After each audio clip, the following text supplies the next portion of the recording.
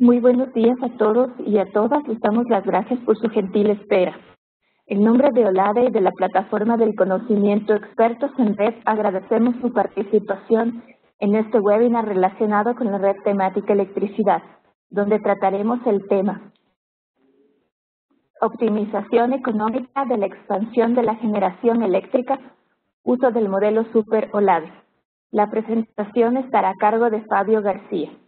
Fabio Humberto García Lucero es ingeniero mecánico graduado en 1991 de la Escuela Politécnica Nacional del Ecuador. Es actualmente especialista de la Dirección de Estudios y Proyectos de OLADE y ha colaborado con esta organización desde hace 24 años en proyectos de información y planificación energética, tales como el Sistema Unificado de Planificación Eléctrica Regional SUPER, el Sistema de Información Económica Energética CIES, el Sistema de Información Energética Nacional CIEN y el modelo de simulación y análisis de la matriz energética SAME. Ha colaborado en diversos estudios de prospectiva energética de América Latina y el Caribe. Actualmente cursa una maestría en eficiencia energética en la Escuela Politécnica Nacional del Ecuador. Es necesario recordar a todos los participantes que podrán hacer preguntas al presentador a través del chat, con un mensaje dirigido a todos los asistentes y las abordaremos una vez finalizada la presentación. Por favor, mantener sus micrófonos y cámaras apagados con el fin de que no exista interferencia durante el desarrollo de este webinar. Además, les recordamos que está siendo grabado y estará disponible en la página de la red en los próximos días. Le damos la cordial bienvenida a Fabio García y damos inicio a este webinar. Fabio, adelante con su presentación.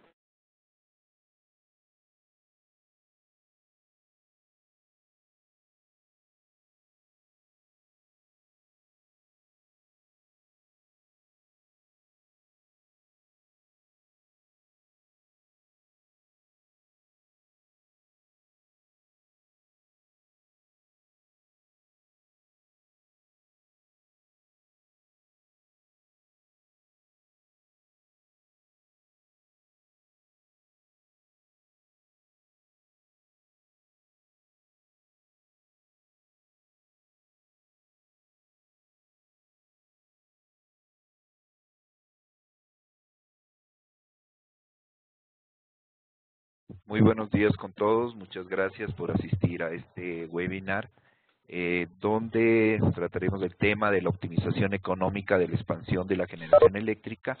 Específicamente presentaremos la metodología del modelo Super OLADE.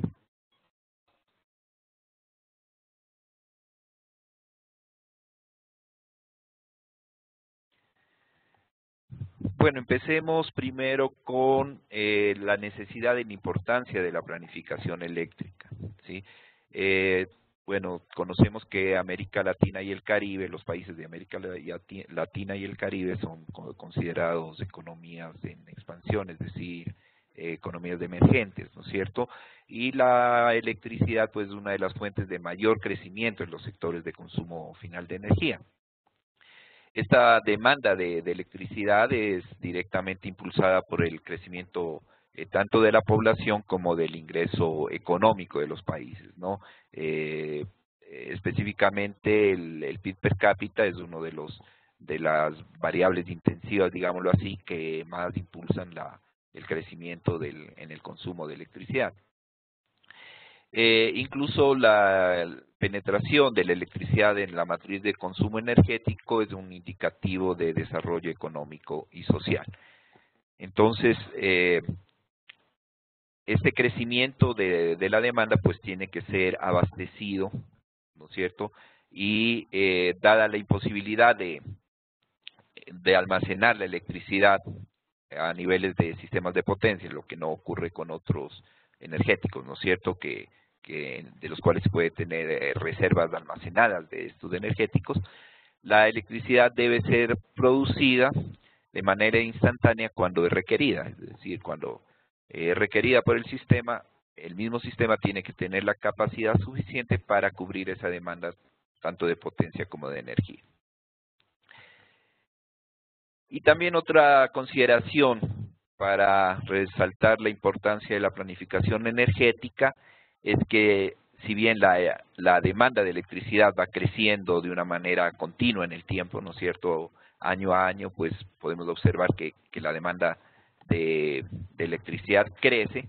En cambio, en la oferta para poder seguir el ritmo de este crecimiento de la demanda, requiere en muchos casos el diseño, la construcción e implementación de nuevas unidades generadoras, lo que implica, pues dependiendo del tipo de tecnología y también del tamaño de estas unidades generadoras, periodos que pueden ser de mayor o menor duración, ¿no? Por lo que es necesario, pues, que las estrategias de expansión sean definidas con la debida anticipación. Entonces, con la debida anticipación a los requerimientos del mercado, ya se debe tener una estrategia de expansión de la capacidad de generación de electricidad.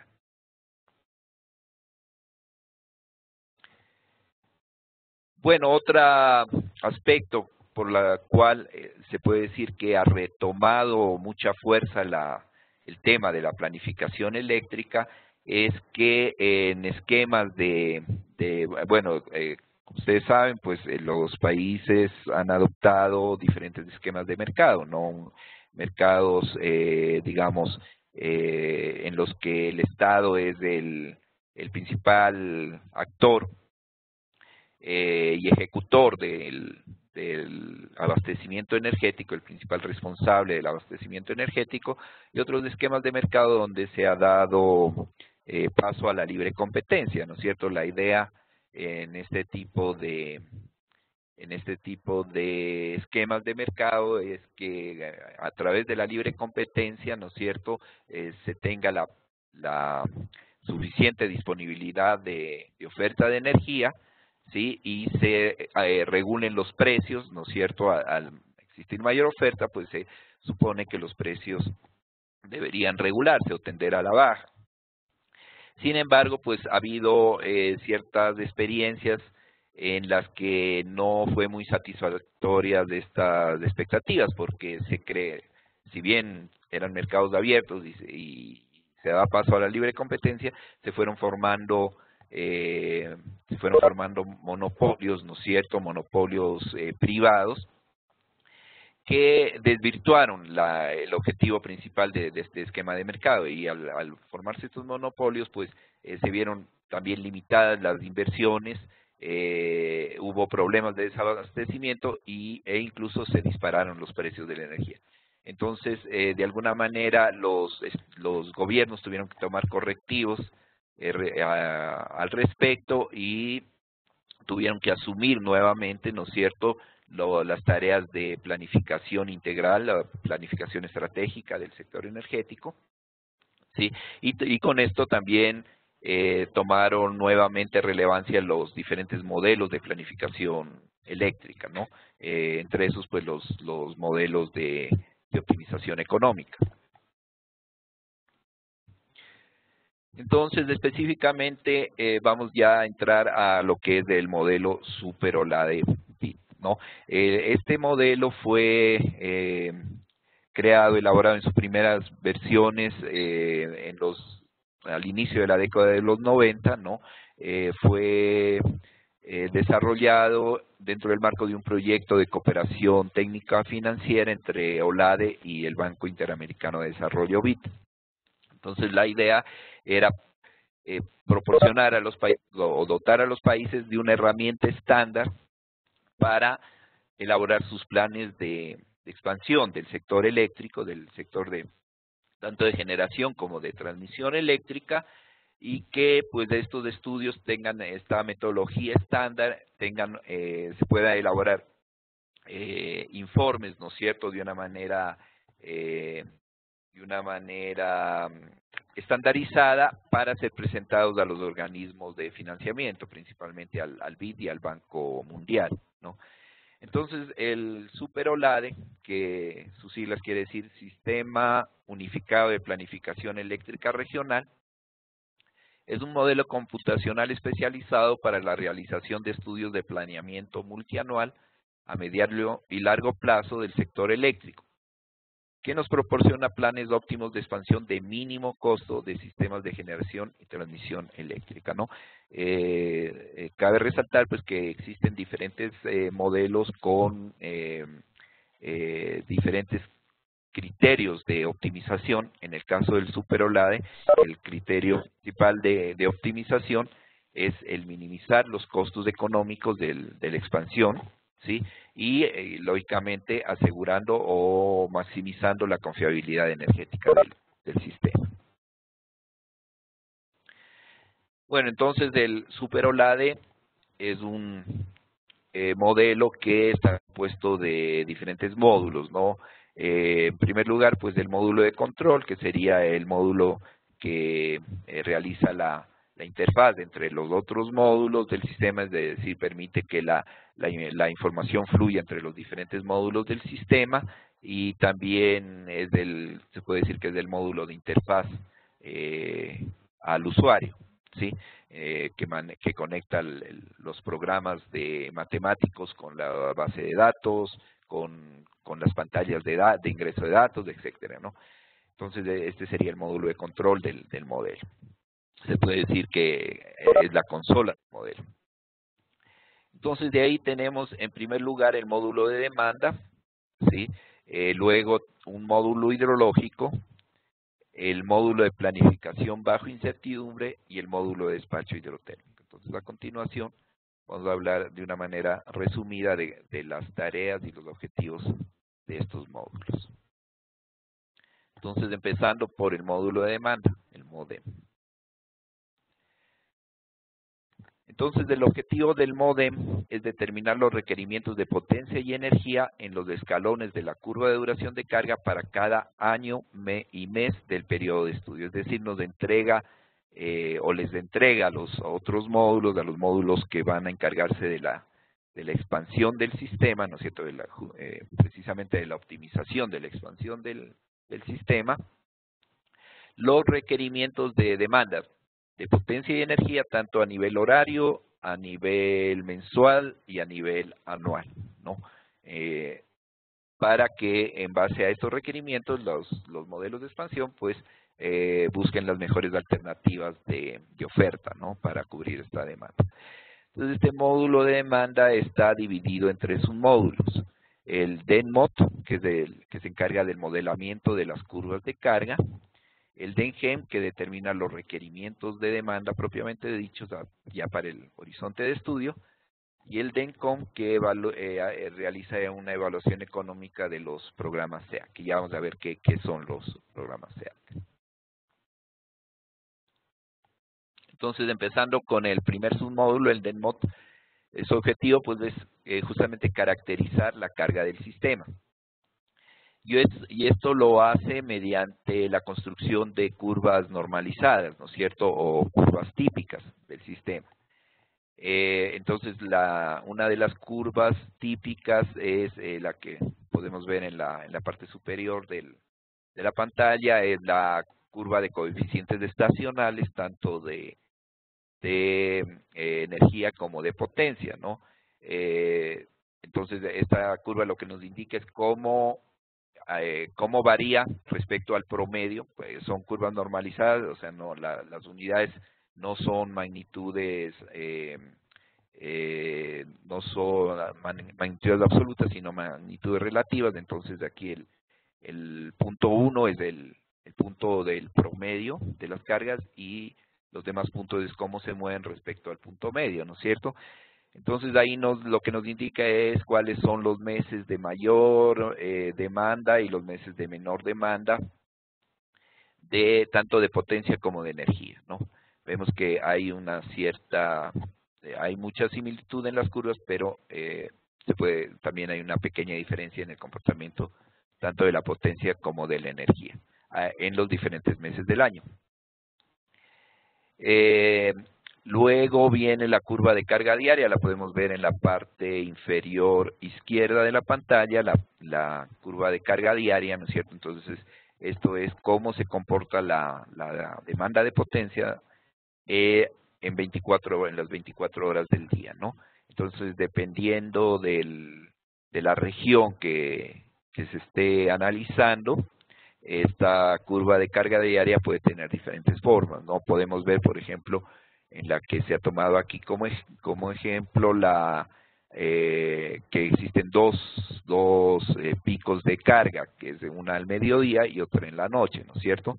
Entonces, posiblemente esta información corresponde a una región donde de clima cálido, donde se utiliza refrigeración. Entonces, por eso hay un pico de la curva al mediodía.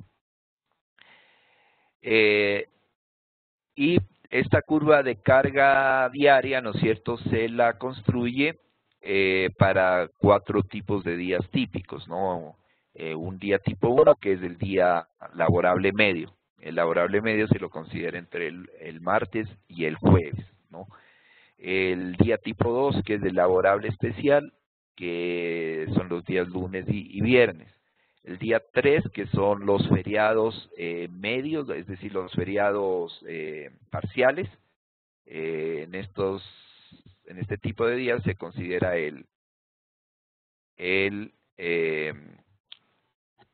se considera el sábado y los feriados parciales, como le dije yo, o sea que sea feriado solamente la mitad del día, ¿no?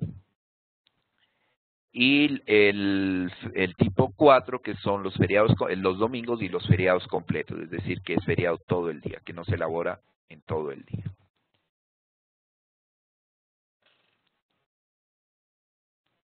Ok, me hacen aquí una recomendación que señale. Perdón.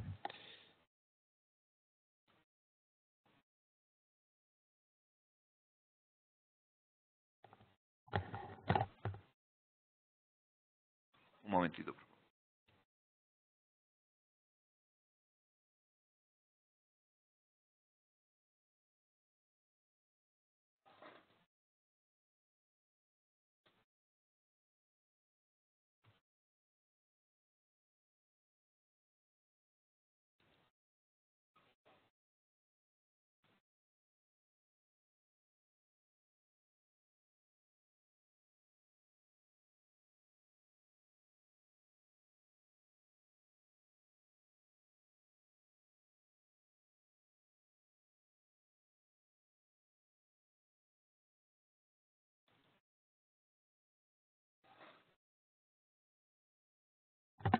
Bueno, continuemos con la presentación, ¿no? Bueno, creo que me falta una curva, la curva que ustedes pueden ver en la parte inferior derecha de la pantalla, se refiere a la curva de duración de carga, ¿no? Entonces, esta curva de duración de carga es trasladar las curvas de carga horaria, ¿no es cierto? Primero, hacer una proyección a nivel mensual, porque esta curva se la construye para cada mes y que va a ser aplicada a cada mes del periodo de estudio, del horizonte de estudio, y son prácticamente las cargas ordenadas de mayor a menor, donde el punto 1, repito, son curvas normalizadas. El punto 1 puede corresponder a la mayor carga registrada en el mes, o puede corresponder a la carga máxima de los días tipo 1. Eso lo selecciona el usuario ya en el modelo. Y para terminar, pues respecto a esta construcción de curvas características, hay que anotar que estas se las construye en base a un archivo histórico de cargas horarias, ¿no? Entonces el modelo permite analizar hasta 5 años de carga histórica de potencia horaria, ¿sí? Entonces pasamos luego al siguiente módulo, que es el DENGEN. Entonces, en el DENMOD se construyen las curvas características de la carga, ¿no? Tanto la estacional, la curva de carga diaria y la curva de duración de carga. Pero todavía son cargas adimensionales, ¿sí? Son curvas, digamos, adimensionales, son curvas normalizadas. En cambio, el DENGEM sí ya considera las proyecciones de potencia y energía, que en este caso son datos externos al modelo, es decir, el modelo no es en sí un modelo de prospectiva de la demanda, es los datos de proyección de la demanda tanto de potencia como de energía, la demanda anual, ¿no es cierto?, en el periodo de estudio, entra como dato externo al modelo, y el modelo lo que hace es adaptar estas o convertir estas demandas anuales en demandas tanto estacionarias, en demandas horarias y en demandas mensuales, ¿no es cierto? Entonces, lo que encuentra ya el DENGEM es ya con la información de las proyecciones de demanda para cada mes del periodo de estudio, nos va a encontrar una curva de duración de carga, ¿sí?, en la que ya los valores ya están en valores absolutos, es decir, ya están en megavatios, ¿no es cierto? Entonces, claro, la idea es que esta información la aprovechen los modelos de expansión para proporcionar o determinar qué capacidad de generación va a ser requerida para cubrir las diferentes zonas de la curva de duración de carga, ¿no? Sin embargo, pues sería un esfuerzo matemático bastante complejo o bastante grande si le requerimos que un modelo nos haga un despacho económico para cada punto de la curva de duración de carga continua, ¿no? Entonces, por esta razón, es que esta curva de duración de carga continua se la convierte a una curva de duración de carga escalonada, ¿sí? El modelo permite convertir esta curva hasta en 5 escalones de horarios, ¿no? Entonces, el primer escalón necesariamente va a ser el que representa la máxima potencia registrada en ese mes, ¿sí? Y va a tener una determinada duración de tiempo, en horas, ¿no? Luego viene el siguiente escalón, ¿sí?, en el que es el usuario quien determina las duraciones que quiere asignar a cada escalón, y el modelo se encarga de calcular la potencia máxima del escalón, de manera que las áreas, como el área bajo la curva es la energía, entonces el área tiene que ser igual tanto en la curva de duración continua como en la curva escalonada, ¿sí? Entonces, el modelo se encarga de calcular las potencias de tal manera que las áreas bajo la curva correspondan, el total de las áreas bajo la curva corresponda al área total bajo la curva continua. Entonces, de esta manera se simplifica, ¿no es cierto?, las curvas de duración de carga continua, se las simplifica como curvas de duración de carga escalonada. Y estas curvas de carga escalonada sí son los datos de entrada para los módulos de expansión y despacho. Bueno, también el DENGEM se encarga de simular el efecto de programas de conservación de energía y administración de carga, SEAC, y también los predespachos. Los programas de conservación de energía y administración de carga son programas de uso racional de la energía o de eficiencia energética, ¿no es cierto?, que permiten ya sea producir ahorros de potencia o producir ahorros de energía, ¿no? Entonces, los programas de conservación de energía, su objetivo es producir ahorros de energía, es decir, disminuir el área bajo la curva de carga, ¿no? Y en cambio, los programas de administración de carga, su objetivo es producir ahorros de potencia, es decir, suavizar, digamos, las curvas de carga, bajar los picos, ¿no es cierto?, o desplazar la carga de los picos hacia las zonas de menor demanda, ¿no?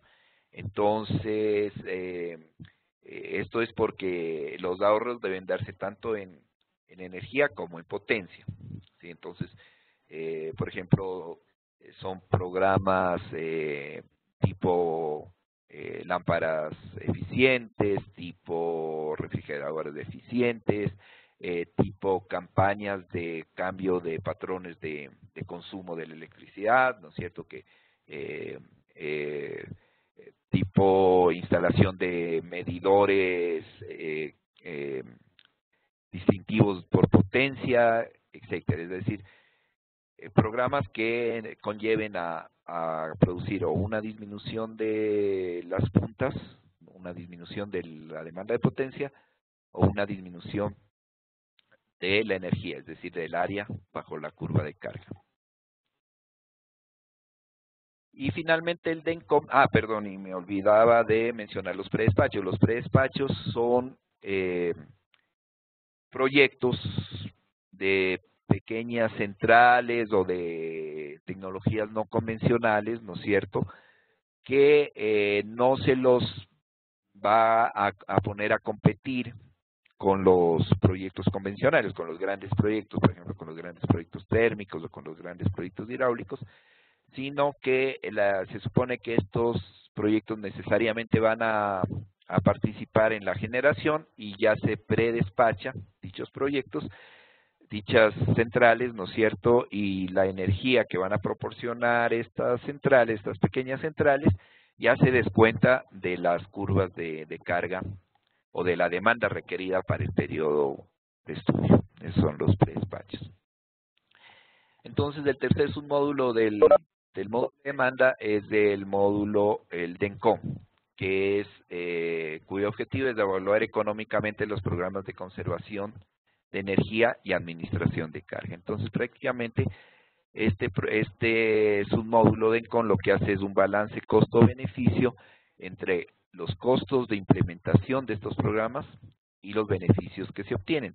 Pero como tiene que compararlos de las mismas medidas, en las mismas unidades, ¿no es cierto? Entonces, lógicamente, los costos están en unidades monetarias, ¿no es cierto? Y los beneficios tienen que ser convertidos a unidades monetarias. Entonces, como los beneficios son en ahorros de potencia y en ahorros de energía, entonces estos ahorros de potencia y de energía calculados a base de los costos marginales de tanto de potencia como de energía son trasladados a valores económicos. Y el DENCOM pues nos compara lo que nos está costando implementar el programa, ¿no es cierto? Porque puede haber costos directos, costos indirectos, de implementación de estos programas de ahorro de energía y potencia, y los beneficios que obtenemos en términos justamente de estos ahorros de energía y potencia. Entonces, vemos de esa manera si la implementación de estos programas son económicamente factibles. Y pasamos al siguiente submódulo del SUPER, que es del módulo hidrológico. Bueno, entonces, una de las características que tienen los sistemas hidrotérmicos, ¿no es cierto?, es que tienen cierta incertidumbre en la disponibilidad de hidroenergía para el componente hidráulico, ya que hay una gran incertidumbre sobre el comportamiento del clima a futuro, ¿no es cierto? Entonces, de alguna manera, tenemos que tratar de prever o de crear escenarios robustos respecto a cómo puede comportarse la hidroenergía en nuestro horizonte de estudio. Y la información pues más adecuada para realizar estas previsiones es la información histórica que tenemos de cómo se ha comportado el clima o cómo se ha comportado el régimen hidrológico en el periodo histórico. Entonces, el modelo permite analizar hasta 50 años de periodo histórico de caudales mensuales, ¿no es cierto? Y a base de este periodo histórico, entonces el modelo extrae las correlaciones tanto temporales como espaciales de los diferentes caudales históricos y nos permite crear series a futuro, series probables, digamos, de comportamiento de los caudales a futuro. Entonces, básicamente, el objetivo de este módulo es prever cómo se va a comportar la hidroenergía en el periodo de estudio, en el periodo de expansión del sistema, ¿no?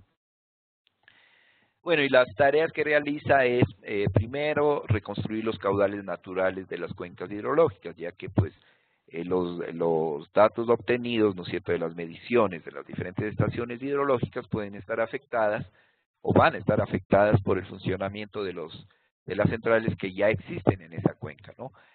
Y para proyectar a futuro, entonces, el modelo necesita saber qué cantidad de caudal o cuál es el caudal que depende solamente de las condiciones climáticas, de las condiciones condiciones, por ejemplo, de precipitación, de evaporación, de filtración, etcétera, ¿no es cierto? Entonces, la primera tarea es reconstruir los caudales naturales de estas cuencas hidrológicas, es decir, los caudales que tendría la cuenca si es que no existiera ningún proyecto en funcionamiento aguas de arriba de cada estación hidrológica. Otra de las tareas es rellenar y completar la base histórica de caudales, ¿sí? Entonces, para poder hacer las estimaciones a futuro se necesita la mayor cantidad de información posible histórica, ¿no? Pero a veces tiene el problema que la información de los caudales de las diferentes estaciones hidrológicas no está completa. Puede haber, si tomamos un año inicial y un año final, ¿no es cierto?, de análisis, puede haber estaciones que no tienen completa esta información o tienen zonas porosas, es decir, que se empezó una medición, esta medición se pudo haber suspendido por algún tiempo y luego se retomó las mediciones. Entonces, el modelo también nos permite, mediante justamente correlaciones de estaciones de las mismas regiones hidrológicas, interpolar o extrapolar los valores a fin de tener un periodo común entre un año inicial y un año final para todas las estaciones hidrológicas, ¿no? Y también se encarga de construir los escenarios, los diferentes escenarios hidrológicos. O sea, siempre que tenemos incertidumbre, ¿no es cierto?, en algún tema, lo que hacemos es construir escenarios, porque no podemos determinar una variable con un valor fijo a futuro, ¿sí? Entonces, lo que podemos es elaborar diferentes escenarios. Es la forma como se manejan las incertidumbres. Entonces, del modelo también se encarga de construir los escenarios hidrológicos. Y también se encarga de construir la base hidrológica, ¿no es cierto? Esta base hidrológica nos permite, pues, conocer cuando hay aprovechamientos ya en la cuenca hidrológica, conocer en cada uno de estos aprovechamientos, ¿no es cierto?, cuál es el caudal afluente, cuál es el caudal turbinado, cuál es el caudal vertido, cuál es el caudal evaporado, y esto se lo hace en base a un balance de aguas en cada uno de las centrales de los embalses, ¿cierto?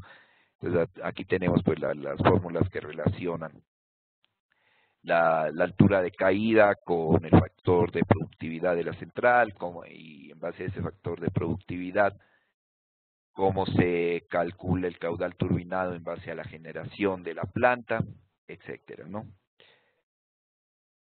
También nos indica cómo se calcularía el caudal virgen el caudal incremental, ¿no es cierto?, de la estación hidrológica en base al movimiento, a la diferencia de volúmenes del embalse, ¿no es cierto?, al volumen final del embalse, al volumen inicial del embalse, al número de horas de operación de este embalse. Entonces, esto es lo que se llama la construcción de la base hidrológica, ¿sí? Y lo que habíamos mencionado de la definición de los escenarios hidrológicos, ¿sí? Como les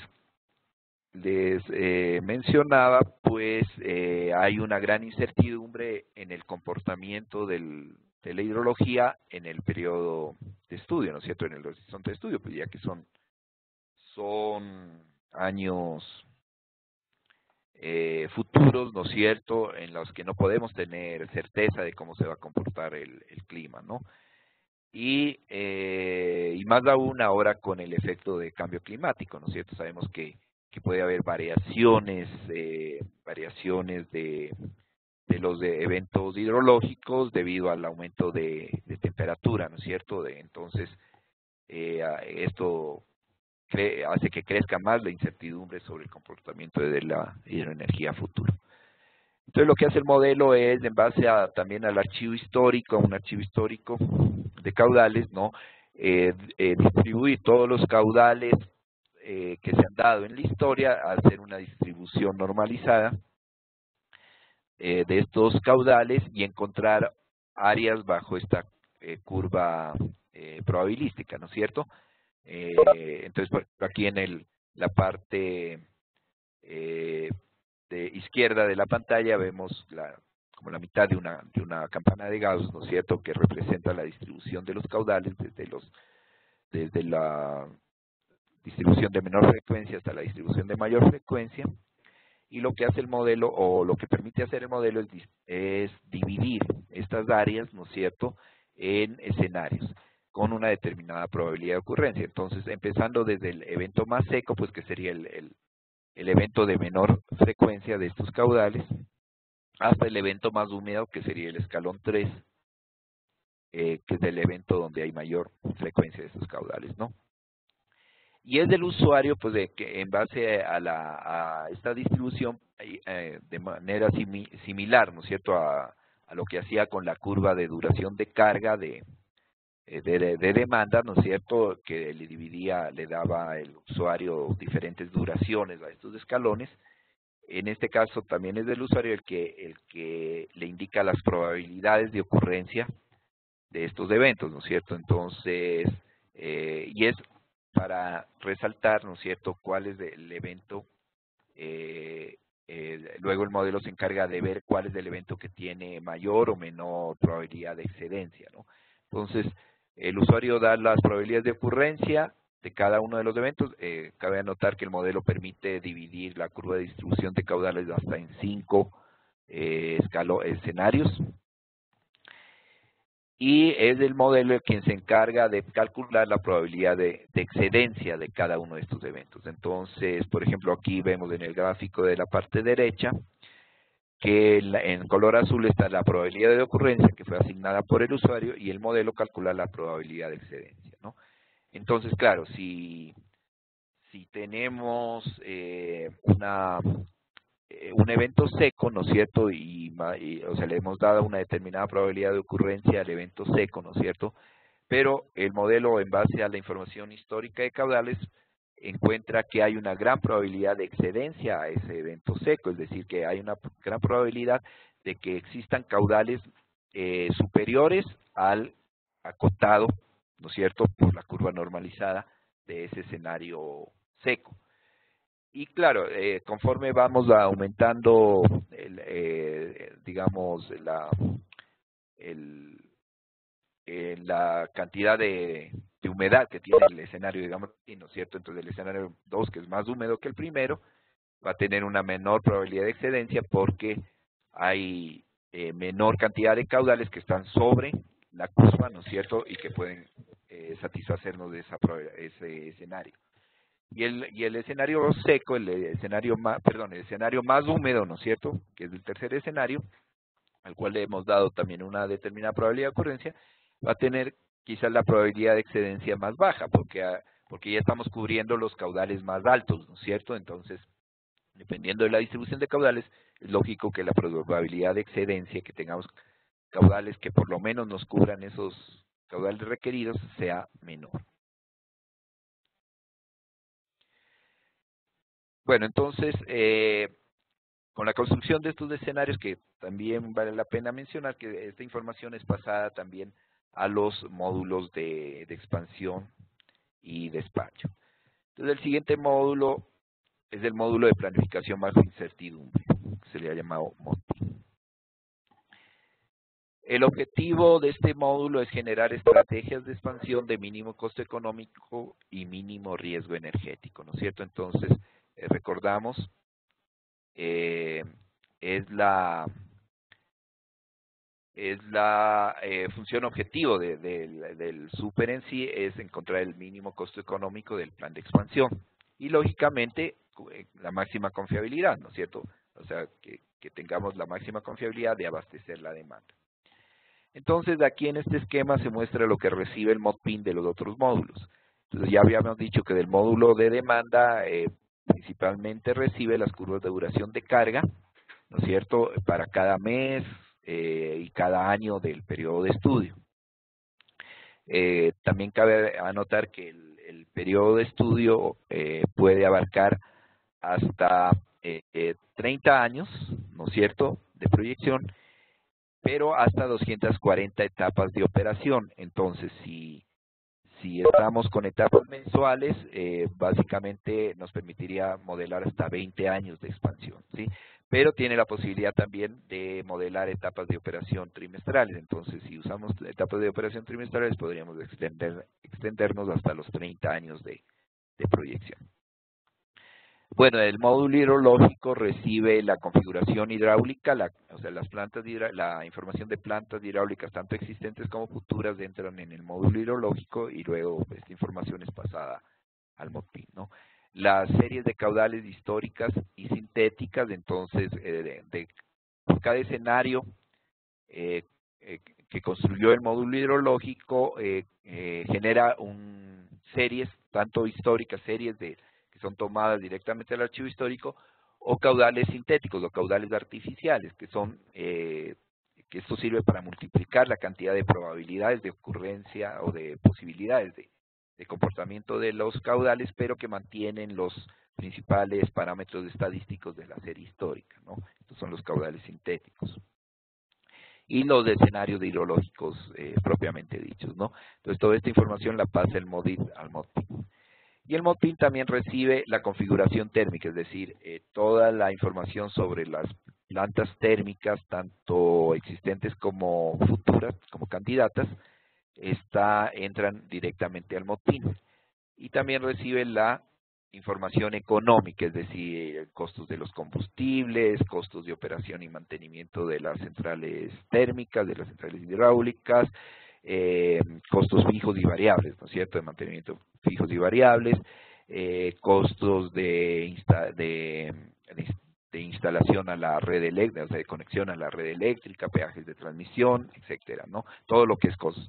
Y también recibe información de las interconexiones que tenga el sistema que estamos analizando con otros sistemas, es decir, con el SUPER podríamos modelar sistemas interconectados entre países. Bueno, entonces el módulo de planificación bajo incertidumbre, justamente como su nombre lo indica, es optimizar un despacho, ¿no es cierto?, optimizar un despacho, una expansión y un despacho económico bajo condiciones de incertidumbre. Y las incertidumbres principales se dan, en primer lugar, en el crecimiento de la demanda, ¿no es cierto?, puesto que no sabemos exactamente cómo se va a comportar la demanda a futuro. Entonces, asimismo, usamos escenarios, ¿no es cierto? Y pues, entonces, el MODPIN puede simular al mismo tiempo diferentes escenarios de mercado, diferentes escenarios de crecimiento de la demanda. El módulo hidrológico, también tenemos incertidumbre, como ya lo dijimos, en la hidrología, ¿no es cierto?, de cómo va a variar el clima, cómo va a ser la variabilidad del clima a futuro, y por lo tanto también necesitamos escenarios hidrológicos y series sintéticas de caudales. También tenemos incertidumbre en cuál va a ser los costos de los combustibles, ¿no es cierto? Sabemos que existe una volatilidad de precios, de los precios internacionales del crudo, ¿no es cierto?, del carbón, del gas natural, y esto influye sobre el costo de los combustibles, ¿no?, que van a utilizar las plantas térmicas. Entonces, esta incertidumbre se la representa mediante variables aleatorias compuestas. Estas variables convierten un determinado escenario, por ejemplo, en este caso de costos, lo convierte en diferentes escenarios con una probabilidad de ocurrencia dada. Y también otra incertidumbre grande en el caso de la planificación eléctrica es el tiempo de construcción de las obras, porque pueden producirse retrasos que pongan en peligro el abastecimiento de la demanda, ¿no es cierto? Si está planificada que para un determinado año entre una determinada planta que va a cubrir parte de la demanda, ¿no es cierto?, y si esa planta se retrasa y no entra, entonces hay peligro de que cause desabastecimiento de la demanda.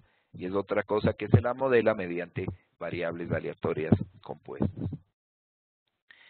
Bueno, y ya en el proceso de optimización del MODPIN, la función objetivo, como ya lo indicamos, es minimizar los costos económicos. Entonces, el costo económico básicamente está compuesto de dos costos o de dos funciones específicas, ¿no es cierto? El costo de operación y el costo de inversión. Aquí hemos denotado como costo de inversión con C y el costo de operación con W.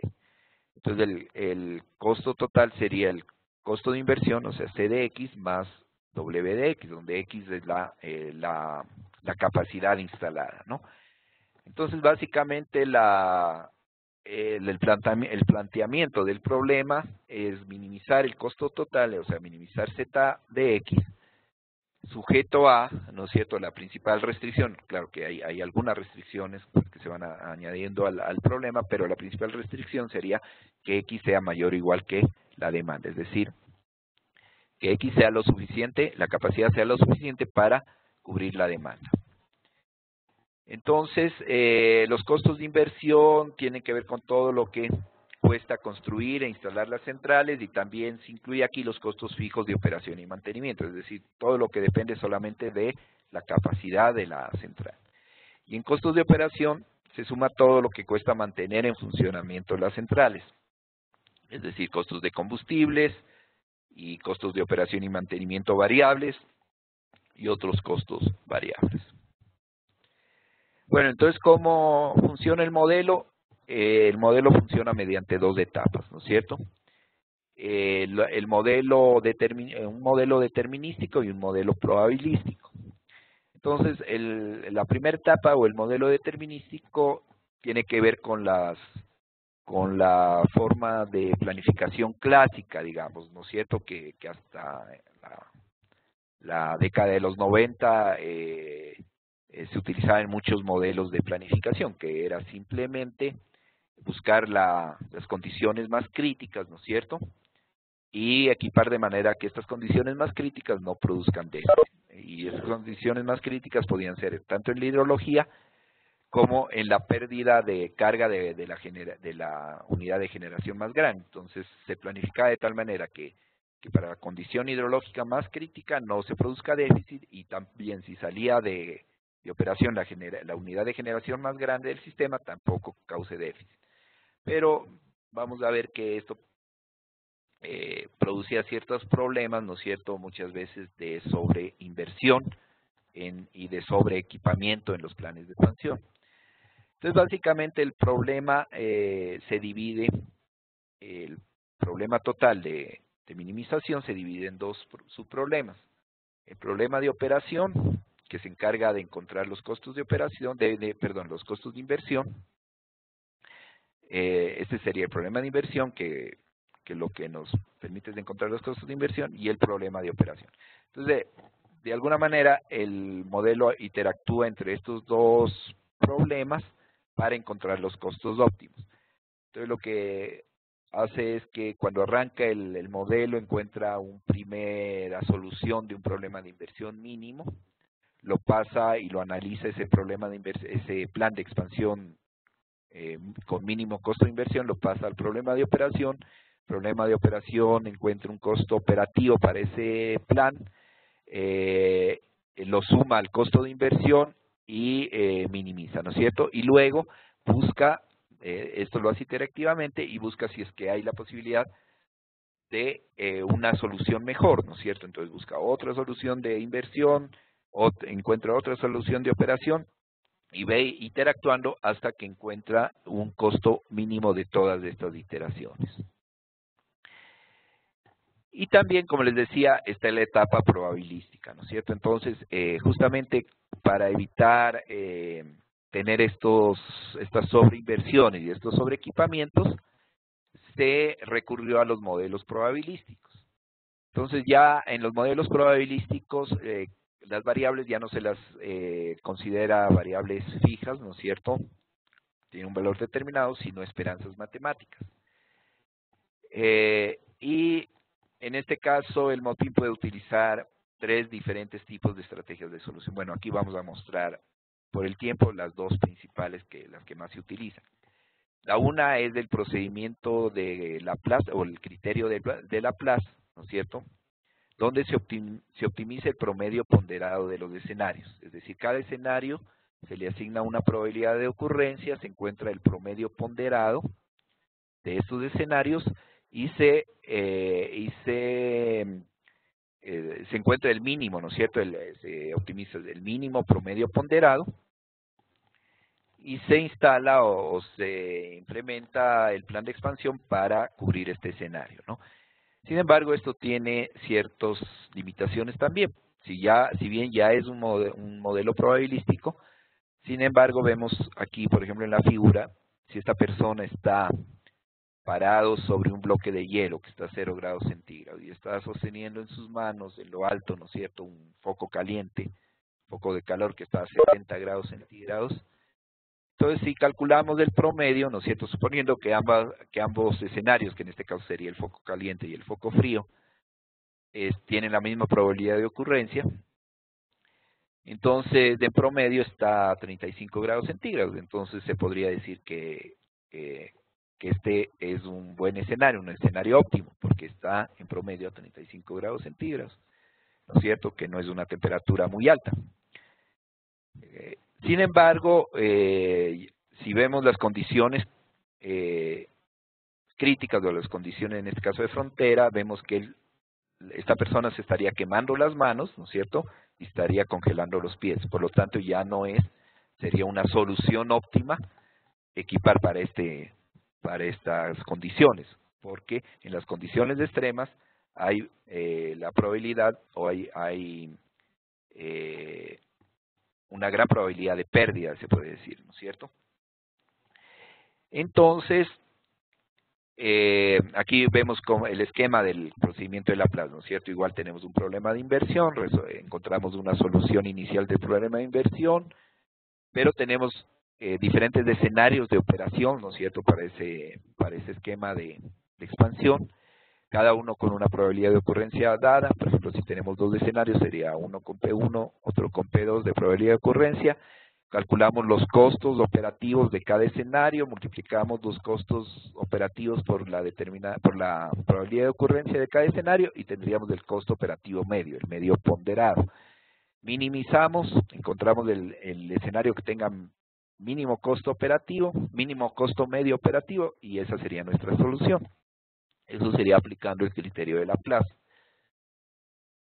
Pero por las limitaciones que vimos en el gráfico anterior, en el esquema anterior, también tenemos la alternativa del criterio de Savage. Y el criterio de Savage utiliza la función minimax, que es minimizar el máximo arrepentimiento, ¿cierto? Entonces los arrepentimientos básicamente, como mencioné, si es que tenemos incertidumbre por ejemplo, si manejamos la incertidumbre del crecimiento de la demanda. Entonces, un arrepentimiento se puede dar si es que sobreequipamos, ¿no es cierto?, porque pensamos que la demanda iba a ser más alta y en realidad se dio una demanda más baja y vamos a tener capacidad ociosa y sobreinversiones, inversiones que no van a poder ser amortizadas porque no van a poder vender energía, porque no hay demanda, ¿no es cierto? Entonces hay un arrepentimiento. Y del lado opuesto también puede haber un arrepentimiento que quizás es más grande si es que tenemos déficit, ¿no es cierto? Si equipamos para una determinada demanda D, ¿no es cierto?, y la demanda real fue mucho más alta, entonces vamos a tener un arrepentimiento porque vamos a tener un costo de la energía no servida, ¿no es cierto? Entonces, ¿cuál es la idea de...? Bueno, y aquí también en otro esquema vemos que si es que, por ejemplo, nos equivocamos o de alguna manera aquí representamos la incertidumbre en la hidrología, ¿no es cierto? Si es que construimos embalses pequeños pensando que va a haber baja hidrología y tenemos mayor cantidad de caudales, vamos a tener que estar constantemente invirtiendo estos caudales, ¿no es cierto? Es decir, desperdiciando esa energía. Y si por el contrario tenemos un embalse muy grande y tenemos baja afluencia de caudales, vamos a tener una sobreinversión, ¿no es cierto? El costo que tuvimos que invertir en la construcción de ese gran embalse no se está amortizando. Entonces, el esquema de funcionamiento del criterio de Savage es de igual manera, esto se llama, este esquema de de repartir el problema total en subproblemas se llama método de Benders, ¿no? O cortes de Benders, ¿sí? Entonces, de igual manera tenemos un plan de inversión, este nos produce un plan de expansión candidato, ¿no es cierto? Tenemos diferentes problemas de operación, diferentes escenarios de operación para ese plan, ¿sí? Pero aquí comparamos los costos obtenidos de cada problema de operación con los costos de referencia que fueron obtenidos de la fase determinística, ¿no es cierto?, de la fase anterior del este criterio de Savart funciona primero corriendo una fase determinística y luego la fase probabilística, ¿no? Entonces el arrepentimiento se lo concibe como la diferencia entre el costo de referencia, el costo que se obtuvo en la fase determinística, con el costo que se obtiene en la fase probabilística, ¿sí? Entonces, este arrepentimiento primero se encuentra una función de máximo arrepentimiento, es decir, la función de arrepentimiento se la maximiza, y luego esa función de máximo arrepentimiento se la minimiza. Entonces, se encuentra el minimax, o es el mínimo máximo arrepentimiento, y se equipa para esa solución. Y ya lo vamos a ver mucho más claramente en este ejemplo. En este ejemplo se quiere tomar la decisión entre comprar o no comprar un seguro contra incendios. Esos serían nuestros escenarios de decisión, ¿no es cierto? Y los escenarios de ocurrencia serían pues que ocurre el incendio o que no ocurre el incendio. Entonces, como es un modelo probabilístico, tenemos que asignar a cada uno de estos escenarios de ocurrencia una probabilidad dada.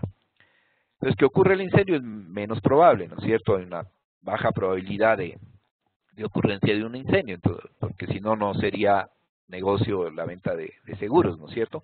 Entonces, como es una baja probabilidad de ocurrencia, le hemos asignado 0.1% de probabilidad a que ocurra un incendio. Y que no ocurra un incendio tiene una probabilidad de 99.9%, o sea, el complemento, ¿no? Entonces, si le damos un valor de $2, por ejemplo, a la póliza de seguro, entonces si decidimos comprar el seguro, nos va a costar esos $2, ¿no es cierto? Y vamos a comprar, la primera decisión sería comprar el seguro, tanto si ocurre o no ocurre el incendio, porque eso ya no lo sabemos. Entonces compramos el seguro, entonces para ambos escenarios de ocurrencia nos costó $2. Pero si no nos costó en ambos los escenarios de ocurrencia $2, porque si ocurrió el incendio se supone que la aseguradora va a pagar los daños, ¿no es cierto? Entonces a nosotros solamente nos costó el comprar el seguro. Pero si no compramos el seguro, ¿no es cierto?, y ocurre el incendio, nos va a costar, bueno, suponiendo que los daños del incendio cuestan $1,000, ¿no es cierto? Entonces nos va a costar 1,000. Pero si no ocurre el incendio y como no tampoco compramos la póliza, nos cuesta 0, es decir, no tenemos ahí ningún costo. Entonces, en la fase determinística, el modelo se encargaría de, para cada escenario de ocurrencia, optimizar, ¿no es cierto?, el costo. Entonces, ¿cuál es el mínimo costo del escenario 1? Es la decisión 1, no es comprar el seguro, ¿no es cierto? Es 2. O sea, el costo mínimo es 2. Para el escenario 2, cuando no ocurre el incendio, ¿cuál es el mínimo costo? Es 0. Entonces, la decisión sería no comprar el seguro. Es el mejor costo, ¿no es cierto? Es el óptimo de ese escenario, no comprar el seguro. Sería 0, porque es el mínimo costo. En esta parte solo estamos considerando la parte determinística, es decir, no nos preocupamos de las probabilidades de ocurrencia. Entonces, pero estos se convierten en nuestros costos de referencia, ¿no es cierto?, para después calcular el arrepentimiento.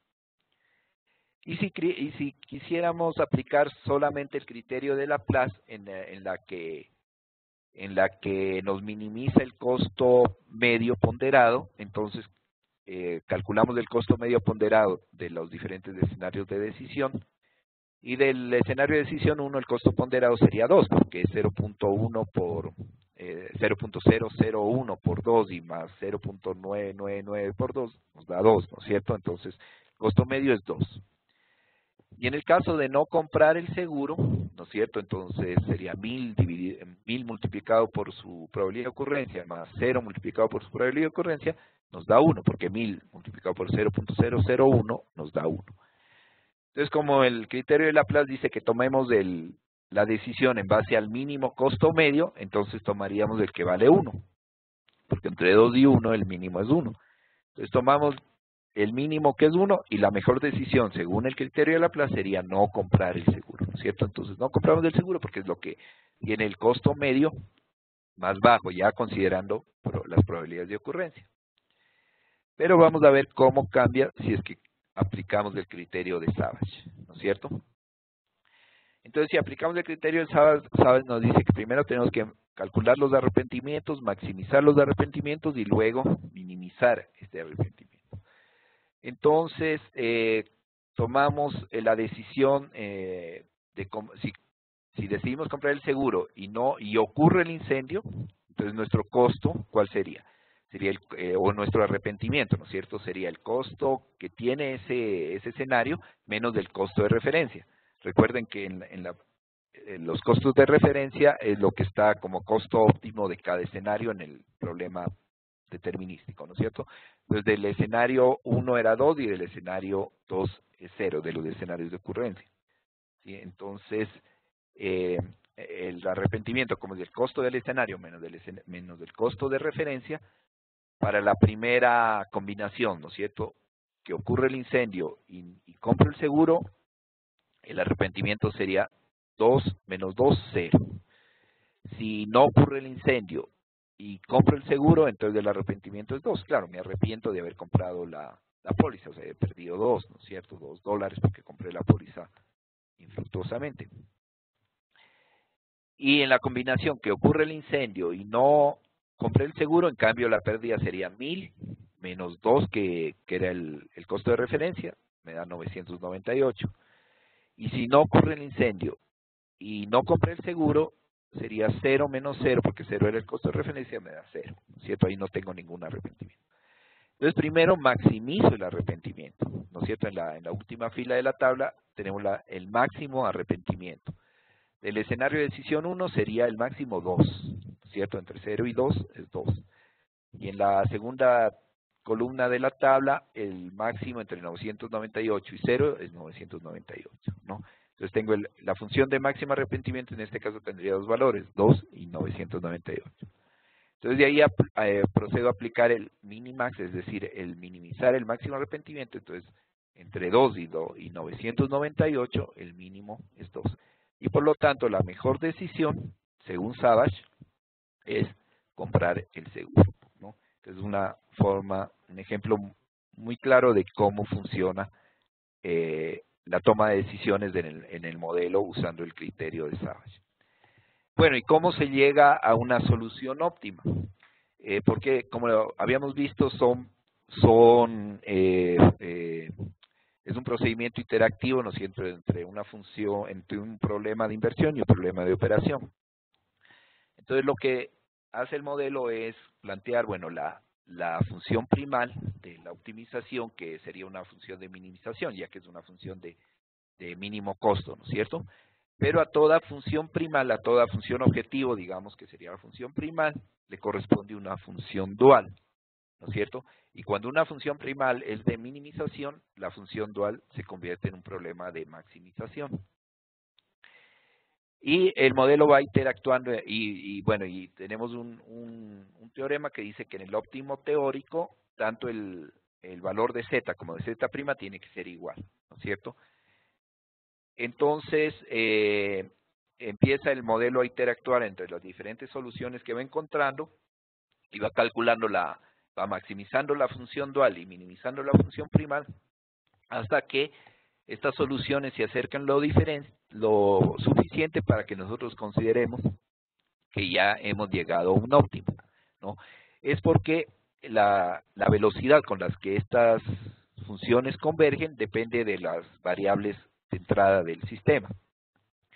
Si es que nosotros al sistema hemos configurado con una gran gama de posibilidades de expansión, ¿no es cierto?, con diferentes tecnologías, con diferentes costos, ¿no es cierto?, de diferentes fuentes de energía, etcétera. Pero si las variables son muy parecidas, ¿no es cierto?, las funciones no van a ser muy convergentes y el modelo le va a tomar mucho tiempo optimizar entre una solución y óptima, es decir, se puede producir muchas soluciones indistintas, digamos, que son tan buenas como las otras. Entonces, el modelo le va a tomar mucho mayor tiempo decidirse por una de estas alternativas.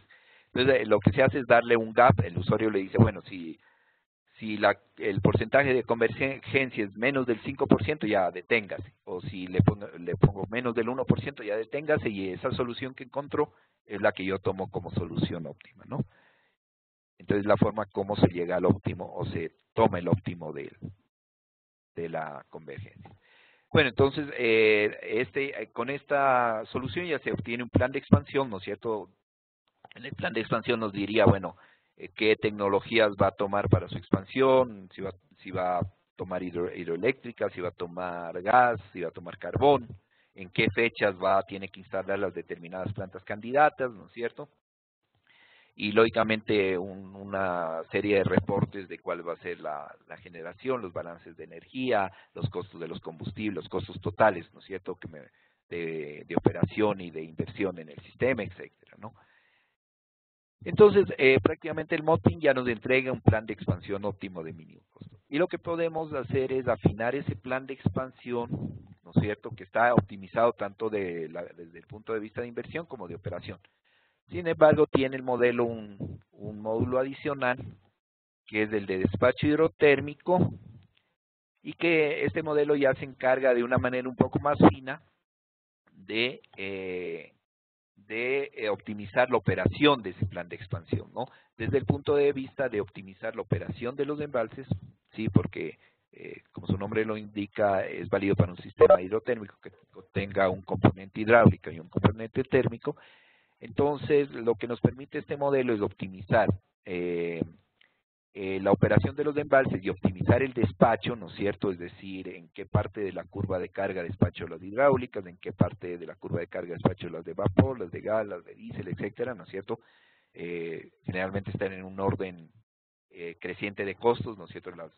Lógicamente las fuentes más baratas se las utiliza para cubrir la base de la curva de carga, las fuentes más caras se las utiliza para cubrir los picos, ¿no es cierto?, de la curva de carga. De manera que como este modelo ya no se preocupa de la inversión, él solo se preocupa de que los costos marginales de operación a largo plazo sean mínimos, ¿no es cierto? Entonces, es una manera si bien ya tenemos un determinado plan de expansión, sin embargo, de esta manera afinamos un poco más la política de operación del sistema de manera de encontrar los costos mínimos de operación. Entonces, la política de operación que encuentra el módulo de despacho hidrotérmico se basa en el valor marginal del agua. Es decir, el agua de por sí no tiene un valor económico intrínseco, ¿no es cierto?, como los combustibles. Los combustibles sí tienen un valor. El agua no, pero tiene un valor, se puede decir un valor económico, porque lo que utilicemos de esa cantidad de agua que tenemos en los embalses nos va a servir para desplazar generación térmica, que sí tiene un costo. Entonces, por desplazamiento sí podemos darle un valor a cada metro cúbico de agua que tengamos en los embalses, ¿cierto? Entonces, la idea es administrar esos recursos, ese recurso hidráulico.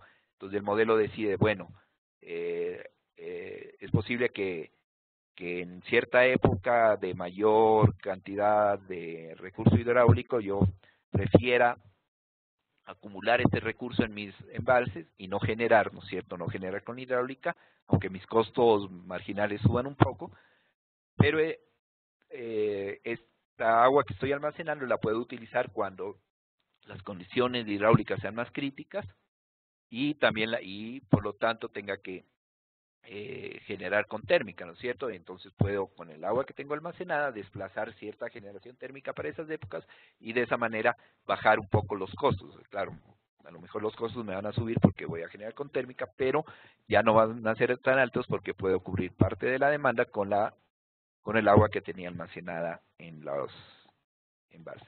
Y también modela pues la conveniencia o no de usar las interconexiones entre subsistemas, ¿no es cierto?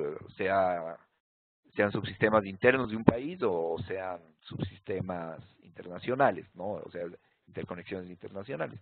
Entonces puede ser que en ciertas condiciones sea más barato, dependiendo de los costos marginales de los otros subsistemas, ¿no es cierto?, sea más barato importar energía que generar con los propios recursos.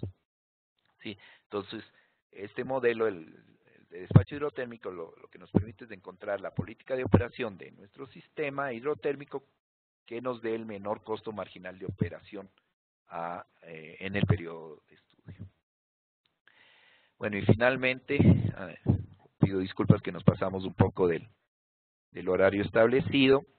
Vendría un resumen, ¿no es cierto?, de la interacción entre los módulos, ¿no? El módulo de demanda, lo habíamos visto, recibe la demanda histórica de carga horaria, las proyecciones de demanda anual como datos externos, información de programas y predespachos, y nos entrega las curvas, caracteriza la demanda, nos entrega esa información de la demanda ya caracterizada, ¿no es cierto?, a nivel de bloques horarios y a nivel mensual, a los módulos de optimización y de despacho, ¿no? Al módulo hidrológico le entrega también coeficientes estacionales de energía y el módulo hidrológico recibe la configuración hidráulica, los caudales históricos, nos entrega a los módulos de despacho y expansión la disponibilidad de hidroenergía o los escenarios de disponibilidad de hidroenergía. El MODPIN nos recibe también la configuración térmica, los datos económicos y datos de interconexiones, nos encuentra la estrategia de expansión de mínimo costo y esta la podemos afinar con el módulo de despacho hidrotérmico y podemos interactuar entre estos dos módulos, entre el MODPIN y el módulo de HT y decidirnos por un plan de expansión de mínimo costo y máxima confiabilidad. Bueno, muchas gracias por su atención y entonces daríamos paso a las preguntas. Muchas gracias, Fabio. Muchas gracias a todos. Por favor, quisiéramos que envíen sus preguntas a través del chat. Fabio, una pregunta. ¿Quiere decir que el súper trabaja bajo un modelo de tendencia, no un modelo que implique alguna ruptura en la demanda o en la oferta de energía? Bueno, depende de los escenarios que se ingresen, ¿no es cierto? Porque recuerden, les mencioné que el modelo el súper no es un modelo de prospectiva de la demanda, o sea, el modelo no se encarga de realizar las proyecciones de la demanda anual, ¿no es cierto? Estas entran ya como dato externo. Hay modelos especializados, ¿no es cierto?, en la prospectiva de la demanda, porque estas proyecciones deben tomar en consideración muchas variables macroeconómicas, variables externas, ¿no es cierto?, que explican el comportamiento de la demanda, ¿no? Entonces, claro, estos escenarios pueden ser escenarios tendenciales, pueden ser escenarios evolutivos o pueden ser escenarios de ruptura, ¿no es cierto?, ya los escenarios de demanda. Entonces, esto entra como dato externo. Entonces, el modelo lo que se preocupa es bueno, tiene la posibilidad de considerar varios de estos escenarios, ¿no es cierto?, diferentes posibilidades de estos escenarios, y lo que se preocupa es de encontrar los planes de expansión de manera que si se produce cualquiera de estos escenarios, ¿no es cierto?, que van a tener su determinada probabilidad de ocurrencia, el sistema tenga la máxima confiabilidad, es decir, de que tengamos la máxima seguridad de que en todos los casos sí va a ser cubierta la demanda y también que tenga el mínimo costo, es decir, que utilice las tecnologías y las fuentes que nos den el mínimo costo, ¿no es cierto?, para nuestro plan de expansión. Entonces ya el que sea tendencial o el que sea de ruptura o evolutivo ya depende de los escenarios que nosotros le ingresemos como datos de entrada. A ver. Tenemos otra pregunta. ¿La probabilidad de ocurrencia de los eventos hidrológicos las define el usuario libremente o se lo hace en función a registros históricos? Sí, o sea, los define el usuario, ¿no es cierto? pero el usuario lo define en base a la importancia que le quiere dar, a la mayor seguridad que le quiera dar el sistema, ¿no es cierto? Si es que, por ejemplo, yo conozco que mi sistema estoy en una región lluviosa, ¿no es cierto? Sin embargo, yo le quiero dar una mayor probabilidad de ocurrencia de un evento seco, ¿no es cierto? Entonces le estoy obligando al sistema a que, si bien va a tener, lógicamente va a tener eh, eh, una determinada probabilidad de excedencia de ese evento seco, ¿no es cierto? Sin embargo, le estoy dando le estoy exigiendo mayor garantía al modelo, ¿no es cierto? O si es que le doy mayor probabilidad de ocurrencia de un evento seco, ¿no es cierto? Porque le estoy diciendo, considere que la probabilidad de que se den eventos secos, porque se van a dar, ¿no es cierto? No es que se van a dar, pero yo, dependiendo del peso que le quiera dar a cada uno de estos escenarios, que en realidad sería un peso, ¿no es cierto?, le estoy exigiendo mayor o menor garantía al modelo, ¿no es cierto? Entonces, si yo le doy una mayor probabilidad de ocurrencia a eventos húmedos, ¿sí? Entonces el modelo, digamos, no se va a preocupar tanto de la disponibilidad de hidroenergía, porque va a pensar pues de que, o va a considerar, ¿no es cierto?, que la mayor parte del tiempo va a ser húmedo, digamos, el clima va a ser húmedo, va a tener disponibilidad de caudales. Entonces ya es un poco el juego por parte del planificador, ¿no es cierto? La probabilidad de excedencia que encuentra el modelo, eso sí ya lo encuentra en base a los archivos históricos de caudales, ¿no es cierto? Entonces, si yo le doy un determinado escenario con una determinada probabilidad de ocurrencia y me sale una probabilidad de excedencia muy baja, eso me está dando la idea de que tengo una gran posibilidad de que no pueda disponer de la hidroenergía necesaria para cubrir ese escenario. A ver. Tenemos aquí una pregunta de ¿cuál sería la diferencia respecto al programa SDDP? Bueno, es una pregunta interesante porque en sí el programa de operación del modelo super, del MOTIN, se llama SDP, justamente SDP quiere decir, es programación dinámica dual estocástica, ¿no es cierto? Es la metodología que utiliza el modelo super, el MOTIN, para encontrar el óptimo plan de operación, ¿no es cierto?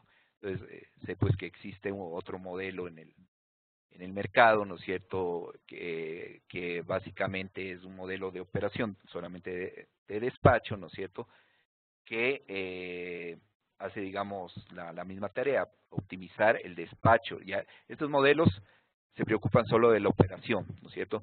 Como vimos, el programa de operación recibe un plan de expansión definido ya por el modelo de inversión, aunque no sea el óptimo, ¿no es cierto?, porque eso lo va definiendo ya en las iteraciones. Recibe un plan de expansión definido por el modelo de inversión y se encarga de optimizar la operación de ese plan de expansión, ¿no es cierto? Y luego va interactuando hasta encontrar un plan de expansión total donde tanto la inversión como la operación sea la mínima. Entonces, lo que puedo comentar en este caso es que el SDP es un modelo que se basa, se puede decir, en el mismo principio, ¿no es cierto?, de la programación dinámica dual estocástica para optimizar la operación de un sistema hidrotérmico.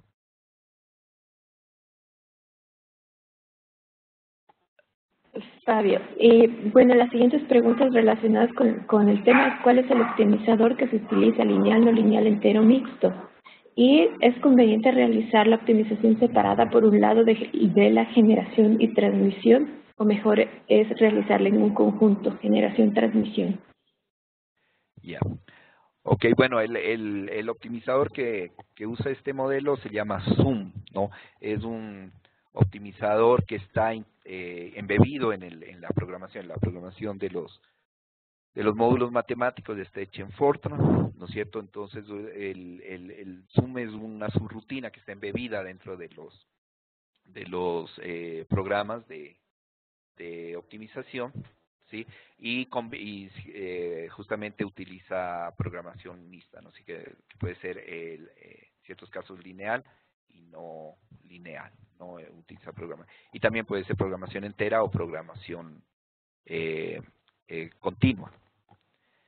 Y respecto a si es preferible optimizar por separado la generación y la transmisión, entonces lo óptimo es optimizar en conjunto, porque la interconexión, los intercambios de energía, ¿no es cierto?, con otros subsistemas pueden ser una alternativa más para cubrir la demanda, ¿no? Entonces, los intercambios dependen, los intercambios entre subsistemas dependen de los costos marginales de operación en cada subsistema. Entonces, lógicamente, si un subsistema tiene menores costos marginales de operación, va a tender a exportar, ¿no es cierto?, al subsistema que tiene mayores costos marginales de operación. Pero como la optimización es integrada, bueno, tiene en el MODPIN algunas opciones que puede ser integrada o puede ser coordinada, ¿no es cierto? Y tiene también la otra opción de regiones solidarias, ¿no? Entonces, el problema es que cuando un subsistema de menores costos marginales empieza a exportar energía a un subsistema de mayores costos marginales, los costos del subsistema que tenía menores costos marginales tiende también a subir, porque tiende a llegar a un equilibrio del sistema total, ¿no es cierto? El sistema que está importando energía y que tenía mayores costos marginales, baja sus costos marginales, ¿no es cierto? Y el sistema que tenía menores costos marginales, sube sus costos marginales hasta que llegan al equilibrio. Y pues, teóricamente, cuando ya lleguen al equilibrio, ya no debería producirse intercambio de energía, porque ya no tiene un incentivo, digamos, la energía para irse de un lado a otro. Y decía que es preferible la optimización integrada, tanto de la generación como de la transmisión, porque eso nos permite ver en qué puede haber etapas, ¿no es cierto? Por ejemplo, etapas o épocas de estiaje, en que no tenemos disponibilidad hidráulica, por ejemplo, tendríamos que generar con térmicas, pero a lo mejor nuestro subsistema vecino tiene disponibilidad hidráulica y nos puede proveer de energía más barata que la que podemos generar internamente. Entonces, eso permite, si la optimizamos integradamente, el sistema va a tomar la mejor alternativa. Bueno, importo energía o genero con mis propios recursos, dependiendo cuál sea el recurso más barato, ¿no es cierto? Muchos sistemas tienen hidrologías complementarias. Cuando en un subsistema está en época lluviosa, en el otro está en seco. Entonces, ahí sería mejor que el sistema seco, en vez de generar con térmicas, importe energía, si es que tiene la interconexión y la capacidad necesaria, importe energía del sistema que tiene menores costos operativos. Tenemos una pregunta de Iván Traverso. ¿El programa permite la participación de fuentes no convencionales y su complejidad para la interconexión? Sí, bueno, en realidad el modelo tiene una metodología tendiente a los sistemas hidrotérmicos grandes, ¿no es cierto? Donde realmente los mayores componentes son los hidráulicos y los térmicos convencionales. Sin embargo, tiene la opción por un lado se puede predespachar los proyectos no convencionales, de manera que de alguna manera ya se descuenta la energía que pueden cubrir estos proyectos de la demanda con la que van a competir los otros proyectos, ¿no es cierto? O se puede hacer una simplificación, por ejemplo, de manera de configurar los proyectos no convencionales como térmicos o como hidráulicas con ciertas características, por ejemplo, que sus combustibles sean nulos. Pero bueno, en sí los problemas de intermitencia de la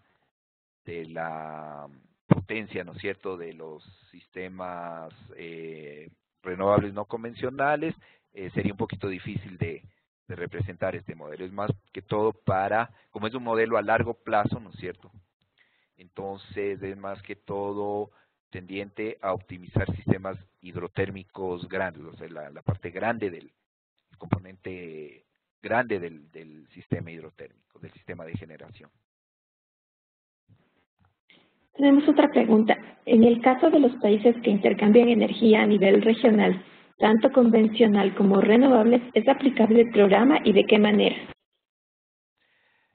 Sí, justamente hay opciones, ¿no es cierto?, que tiene el programa. Por ejemplo, si uno quiere hacer una optimización integral del sistema interconectado, entonces, bueno, en primer lugar tendría que disponer de la información tanto del sistema central que estamos analizando como de los sistemas con los que se interconectan, ¿no es cierto? Es decir, tendría que ingresar la información tanto del parque generador existente y de los proyectos futuros del sistema central como del parque de generación existente y proyectos de los sistemas con los que me interconecto, con los que me estoy interconectando, para que el mismo modelo, ¿no es cierto?, optimice tanto la operación en los sistemas importadores o exportadores como en el sistema central que estoy analizando.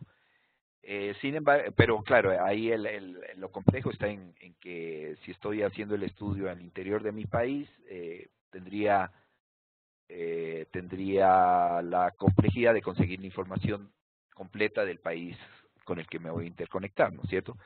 Pero hay otras opciones que es simular estos interconexiones como contratos de energía. Entonces yo digo, bueno, voy a centrarme en la optimización de mi país, ¿no es cierto? Tengo una información de mi país, puedo modelar, asumir que tengo ciertos contratos de que los países vecinos me puedan vender energía, ¿no es cierto?, en determinadas épocas, pueden ser contratos a nivel estacional, es decir, que la potencia varíe por cada mes del año, pueden ser contratos de variación horaria, es decir, que me venden solamente o me venden una determinada potencia que cambia respecto al bloque de la curva de Dulce, ¿sí? Y que pueden iniciar en un determinado año, terminar en otro. Entonces, de esa manera no me preocupo, no me preocupo de tener la información del sistema vendedor o del sistema comprador, simplemente el modelo como una energía que me está viniendo ya no de mi parque generador, sino de otro lado, ¿no es cierto? Y la optimización corre pues considerando ya que parte de la energía va a ser cubierta por estos contratos de intercambio de energía, ¿sí? Como le digo, esa sería una de las opciones si es que no tengo la información para modelar todo mi sistema interconectado.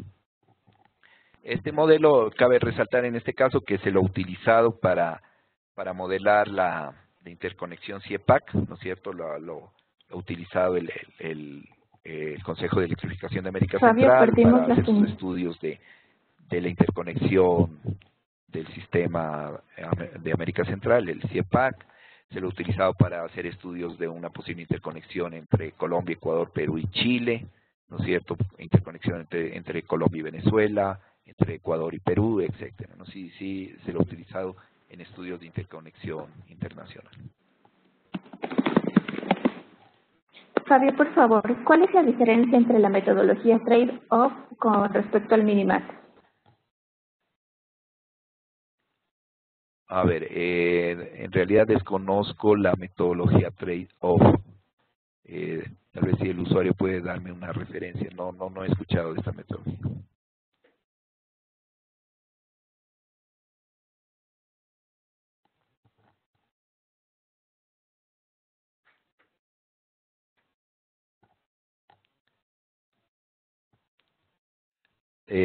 Si el participante fuera tan amable de darme una referencia respecto a esta metodología trade-off, realmente la desconozco.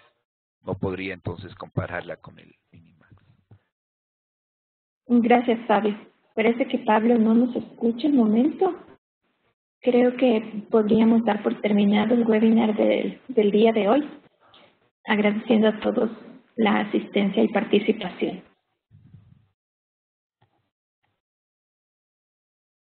Bueno, muchas gracias por su atención y sería hasta la próxima oportunidad.